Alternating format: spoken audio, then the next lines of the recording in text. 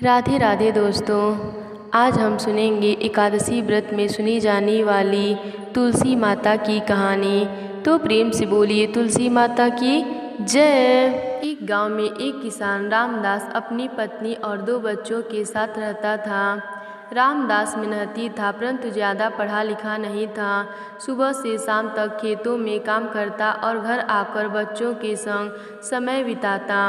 सीता बड़ी धर्मपरायण थी। उसका विश्वास था कि घर आंगन में तुलसी माता ही उनके परिवार की रक्षा करती हैं। हर सुबह और शाम वह तुलसी माता को जल चढ़ाती, दीपक जलाती और प्रार्थना करती।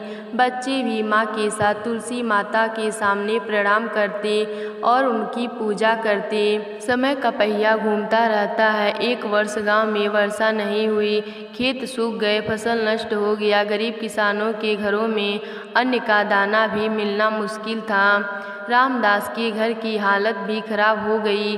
बच्चों को भर पेट भोजन नहीं मिल पा रहा था। रामदास का मन टूटने लगा। उसे लगता भगवान मेरी मेहनत क्यों व्यर्थ कर रहे हैं।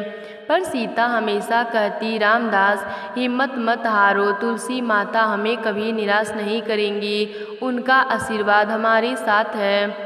एक रात रामदास ने सपना देखा। उसने देखा कि तुलसी माता आंगन में खड़ी है और कह रही हैं, बेटा दुख के बाद सुख अवश्य आता है, विश्वास मत छोड़ो, जल्द ही तुम्हारे घर में खुशियाँ लौटेंगी। सुबह उठकर उसने सीता को अपना सपना सुनाया। सीता ने मुस्कुरा कर कहा, देखा मैंने कहा था न, माता हमें संभाल लेंगी। कुछ ही दिनों बाद गांव में एक व्यापारी आया। उसे ईमानदार मजदूर की आवश्यकता थी।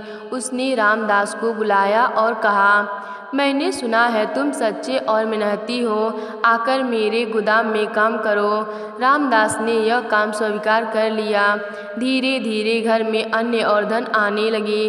बच्चे हंसने खेलने लगे। रामदास को समझ आया कि यह सब तुलसी माता की ही कृपा है। समय बीता। बेटी गीता विवाह योग्य हो गई। गरीब होने के कारण रामदास परेशान था कि शादी कैसे होगी। दहेज और खर्च की व्यवस्था असंभव लग रही थी।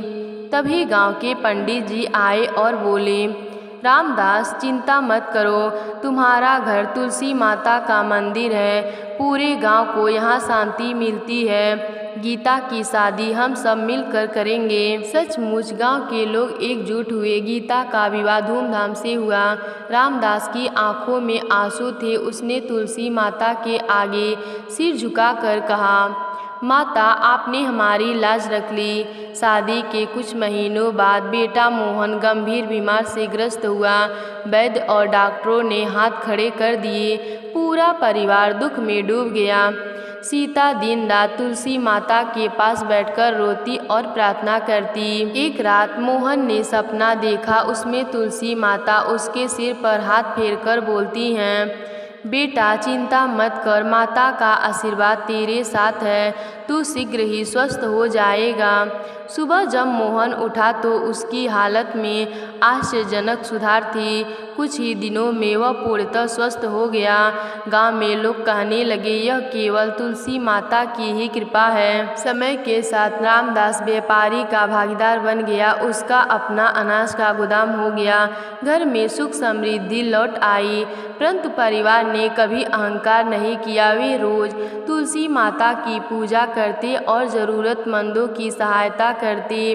गांव में जब भी कोई संकट आता, लोग रामदास के घर आकर तुलसी माता के सामने प्रार्थना करते। सबका विश्वास था कि वहाँ की प्रार्थना व्यर्थ नहीं जाती। इस प्रकार सबको तुलसी माता की पूजा अवश्य करनी चाहिए। तुलसी माता केवल पौधा नहीं बल्कि एक देवी का स्वरूप है। कठिनाइयाँ चाहे कितनी भी बड़ी क्यों न हो, श्रद्धा और विश्वास रखने से समाधान अवश्य मिलता है।